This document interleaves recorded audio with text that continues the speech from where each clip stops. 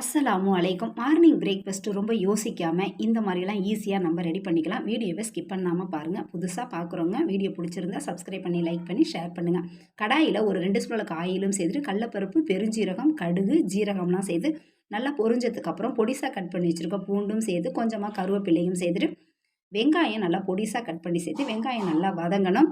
பெரிய சைஸில் ஒரு தக்காளியை நல்லா பொடிசாக கட் பண்ணி சேர்த்துட்டு தேவைக்கேற்ற உப்பும் சேர்த்து எண்ணெயிலே தக்காளி நல்லா வதங்கினதுக்கப்புறம் 1/2 ஸ்பூன் அளவுக்கு மஞ்சத்தூள், 1/2 ஸ்பூன் அளவுக்கு மிளகாய்த்தூளும் சேர்த்துட்டு 1/4 டீஸ்பூன் அளவுக்கு பெருங்காயத்தூளும் சேர்த்து 1/2 கிளாஸ் அளவுக்கு தண்ணியும் சேர்த்து மசாலாவோட நல்லா கொஞ்சம் கொதிக்கணும்.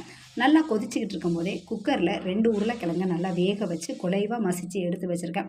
அந்த உருளைக்கிழங்கையும் சேர்த்து மசாலாவோட ஒரு 5 நிமிஷத்துக்கு வேக வச்சோம்னா அருமையான டேஸ்ட்டில் இந்த மசாலா ரெடி ஆகிடும். இது ரெடி ஆகிட்டு இருக்கும் போதே தோசைக்கல்லை நல்லா ஹீட் படுத்திட்டு நம்ம எப்போதும் போல் எப்படி தோசை ஊற்றுவோமோ நல்லா முருகலாக ஊற்றி நம்ம எடுத்து வச்சுருக்க இந்த மசாலாவையும் சேர்த்தோம்னா அருமையான டேஸ்ட்டில் இந்த மசாலா தோசை ரெடி ஆகிடும். நிறைய பேர் என்கிட்ட கமெண்டில் கேட்குறாங்க, நீங்கள் எந்த ஊர் சிஸ்டர் அப்படின்னு சொல்லிட்டு. என்னுடைய பேர்லேயே பார்த்தீங்கன்னா இந்த ஊரை வச்சு தான் இந்த சேனலே நான் ஆரம்பிச்சிருக்கேன். நிறைய பேருக்கு தெரியல. கும்பகோணம் பக்கம் ஆவூர் ஒரு 10 கிலோமீட்டர் தான் எங்கள் ஊர். நல்லா விவசாயம் உள்ள ஊர், நல்லா செழிப்பாகவும் பசுமையான ஊராகவே இருக்கும். தேங்க்யூ ஃபார் வாட்சிங்.